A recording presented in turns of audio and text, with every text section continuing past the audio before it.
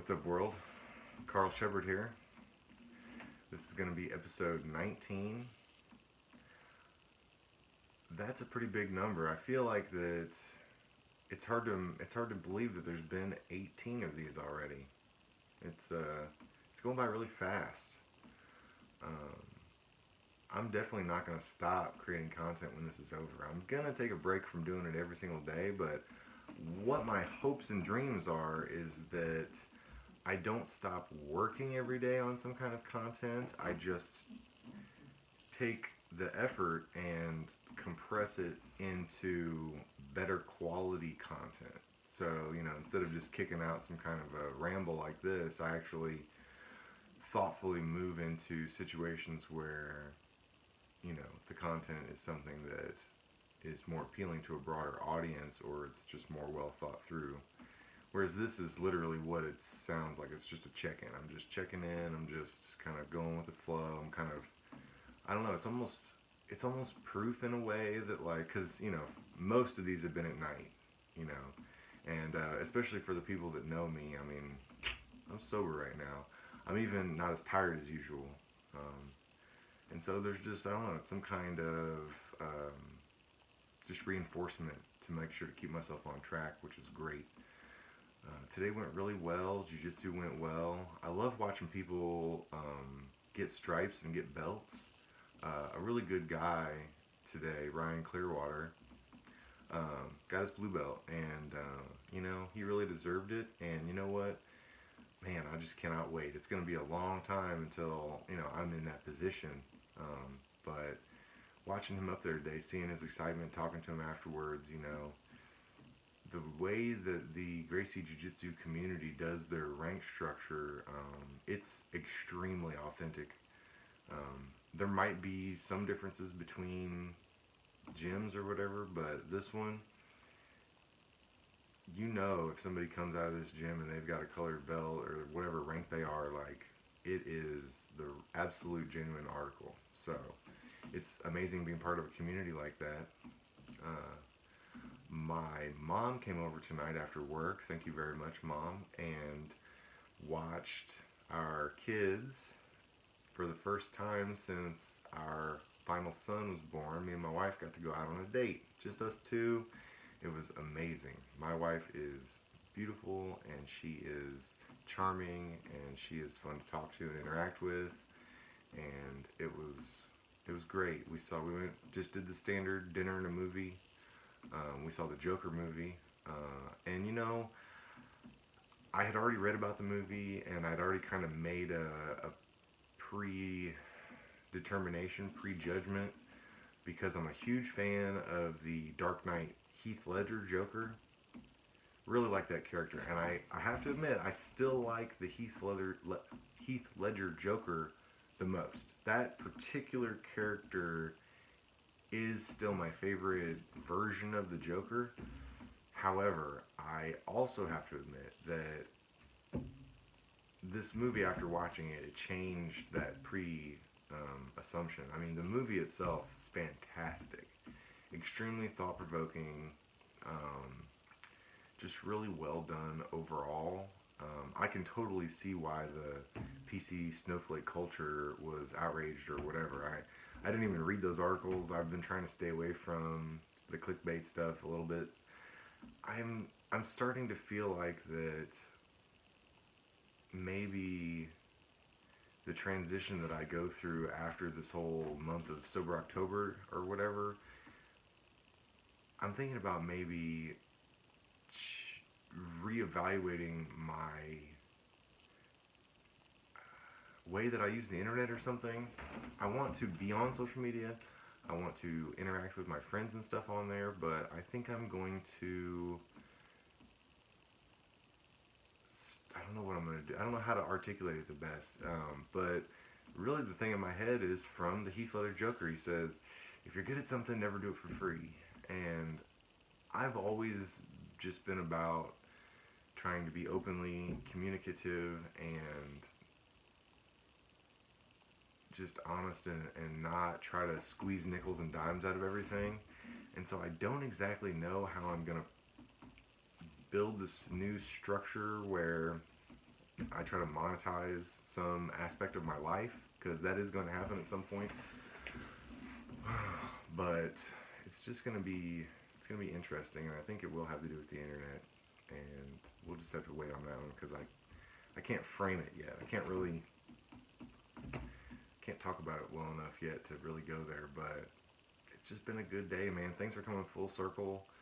I can't figure out. It's like one of these chicken before the egg things because I can't figure out if when I was smoking weed and kind of keeping my head down, if that itself was kind of slowing things down around me, like if not acting on the universe like I would otherwise just kind of kept everything in a nice even flow, or if it's just some sort of coincidence, which is hard to believe in coincidence anyway if you really wanted to pin me down on that one, but things are picking up speed. Like, I don't know if maybe there could be an argument made for the fact that maybe I'm just perceiving things picking up speed now that I'm kind of getting my higher level sober consciousness back in its full form. I'm like really starting to get vivid dreams now. I'm really starting to just my intuition is resharpening to that previous form, and there's a lobster effect there, by the way, because there was a lot of stuff that I thought wasn't as dulled in myself um, during this last year or something. I didn't quite realize that I was really dulled in some ways. Like I had really kind of, I don't know. That's hard to explain too. I will get that fully articulated. I'm gonna work through all this and be able to articulate it by the end of this thing. But um, things are starting to move fast. I am barely even beginning to like act on the universe over this during October, and I mean I guess it really kind of started when I first like had this um, idea or this gumption to do it, and kind of saw Sober October as like the perfect moment to do it or whatever. But I've only really begun to put that energy out, and man, it just reverberates. It's just like, and I'm scared of it in a way because if I ever, I shouldn't say if I ever because I'm gonna do it, but when I start pulling some big triggers, or when I really start like dedicating myself to something massive and lay into it, I don't know what's gonna happen, because even when I do like the littlest things, it seems to come back around in a positive way, but just way just bigger than my expectations, and it's really weird. And also, I've noticed, I guess, there's a lot of things that I can't really tell, and it wouldn't intuitively be the case, but there's a lot of just coincidences that you notice when you're like super clear of mind that um, make you think. I don't know. It's interesting, but I've had a really good night tonight. I'm just thankful and grateful and appreciative of everything that I have, and I want to give back. I want to put positive energy out there. I want to help people. I really love the idea of trying to immerse myself in, or otherwise give myself an opportunity to be a part of some kind of group where I could scout for or look for people like myself. I don't know how that sounds. Um, I'm just gonna put this out there so that maybe I can force it into happening, because I've really thought about doing it a couple times, and I even called up there one time, but I didn't really get anywhere. They were like at lunch or something, and I didn't follow through with it. But the Phoenix House. The Phoenix House is here in Columbia. They're a great organization. I just started following them on Facebook, and that's a place where they're doing a lot of good. They don't have a lot of resources, and I'm thinking about, I should just go ahead and just say it so that I have to do it, but I need to contact them and offer to come up there and do some kind of talking. Nothing with any money, nothing with any whatever, but that I've noticed they've recently started trying to put out some more content. They're trying to do some things, and that might be a really good place for me to feel like I'm helping, and for me to give in a really positive way. It kind of takes one to know one, if that makes sense, and I can relate to those people, and I would like to maybe try to offer some kind of clear vision of how at least a certain, I mean, I'm not for everybody, nobody's for everybody, but I really feel like that it wouldn't take me long to notice someone that I would be able to pick out and say that I see a clear path for this person to pull themselves up and become, a really productive member of society. I think that people that have been forced into humility or been forced into some sort of really low rock bottom state or put themselves there. I mean, I guess it's not always forced, but when you've really hit some kind of rock bottom and then you have the resilience or whatever to build yourself back up and make something out of it and really regain that confidence, and I think those kind of people are the ones that really can do the most good in the world. When it's always been easier, when you've been just like handed the success, when you didn't like have to really suffer, there's just something different about it. I don't know. I mean, you're not invalid, people who I'm speaking of in that way. It's not like just because you haven't had a torturous life that somehow you're invalid. I don't want to go that far, but I feel like it's the responsibility of people that have had it easy to put yourself in some sort of turmoil or struggle or artificially do it. Like, I don't have to work hard for, this is a perfect example actually. Like, I don't have a physical job. I don't even necessarily technically have a job. I just am the caretaker and steward of the family. I'm a stay-at-home parent. There's not a lot of physical stuff to that. So, because I've got it easy in that way, I force myself into a situation where I have to struggle. I work out. I do physical activity that I am not having to do, but I do it anyway because I want to be healthy and I want to be ready. And here's another example that is easy to say as well, is that I don't have a higher education. I shun that. I mean, honestly, I've tried to redabble with the idea of getting some sort of degree, and I feel like that it would actually take away from my identity. I like the idea of being who I am without some sort of box checked, some sort of degree that really, I mean, even the people that say it, a lot of people will say like, oh, it doesn't mean anything, it's just a box check. Like, maybe I could be the example of a perfectly competent, high level human being that never went that path. Well, anyway, so that doesn't mean I don't still struggle to learn and grow and put myself in new and different thought experiments and just, mental exercises. Well, anyway, so this goes back to a point.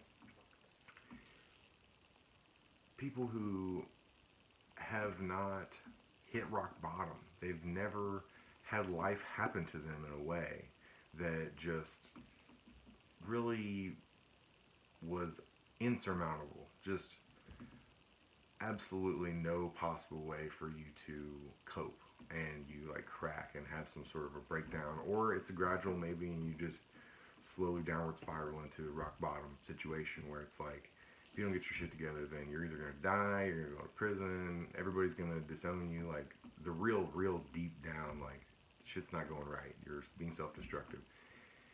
For people that haven't had that happen naturally, I'm not saying you should go out and burn your shit down. I'm just saying that somehow or another there needs to be some sort of forced growth in that area, because there's something there, you guys. Like, there are stones that you may have left unturned if it hasn't been forced upon you to do so. And I don't even know exactly what that looks like. I've got some really good ideas though. I can definitely help put that into action for someone that was willing to be interested in doing that.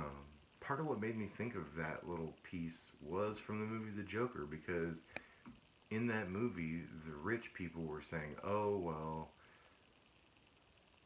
the poor people should be thankful for what they have, and they should just understand that it's their own fault that they're poor or that they're downtrodden, and that we're just trying to help them. And that's an elitist trap. Let me tell you what, from a person that's been relatively poor my whole life or whatever, some of us just don't care about money like that. Some of us don't aspire to be some just gross consumer that you think you can only be happy when you're just throwing 7 digits of money a year up into the air. Like, if you have to have all those things and you are still struggling to find happiness, realize that there are poor people out there that are happier than you. Because happiness is not about how much you consume or how successful or productive you are. If you're searching for that happiness by climbing some kind of ladder, it's artificial. You're going to realize every step of the way, why am I not happy? Why am I not happy? Why am I not happy? Why is America the most unhappy civilized society in the world? It's because that we're searching for happiness in all the wrong places, and that we have our people convinced that this consumer mentality and this constant growth mentality is the way to go, and that's misguided. It's misguided big time. So I don't know. Something inside of this kind of realm and this thought process is important to me, and these things are very difficult to really put a good finger on. But this is helping me. This is helping me kind of figure it out. I can't necessarily say that I recommend the Joker movie, because use at your own risk. You know what I mean? That's just something that I don't want any. I don't like to have blood on my hands. I want to feel like I've only been helpful. So there's a lot of disclaimers, that's why I said, even when I went back and rewatched that video of me smoking that blunt the very first episode of this thing, and I even said then, I don't even encourage this stuff. I don't even condone it. It really is different for everybody, and it really is just something that is completely situational. But the one thing that's not situational is that there's no one group of people out there that have it all figured out. Let me say that again, because I kind of mumbled. There is no group of people out there that have it all figured out. Not the elite, not the super rich, not the scientific community. And anybody that says they do or tries to assert that they know what's best for some other group of people, you're sheep. You're a wolf in sheep's clothing. You're a smoke and mirrors, don't look at the guy behind the curtain kind of person. And I hope your time's coming. I hope that we can evolve as a society past the point where we figure that we know what's best for our neighbors, and we instead embrace the differences that we have amongst each other and learn to really cherish the opinions of those who have completely different perspectives than our own. Because I think that would be the thing that saved us. Once we can get back to a place where we're searching for people with differing opinions so we can learn from them, and we're searching for people that have a different perspective on something that we really, really hold tight to our chest, so that we can learn maybe how to let it go and be more humble and forgiving, I think that's when we're going to really see some growth and see some positivity. So I'll just cut it off there, and this has probably been a pretty sloppy ramble, but whatever. episode 19. You guys have a good night, and I'll see you again tomorrow.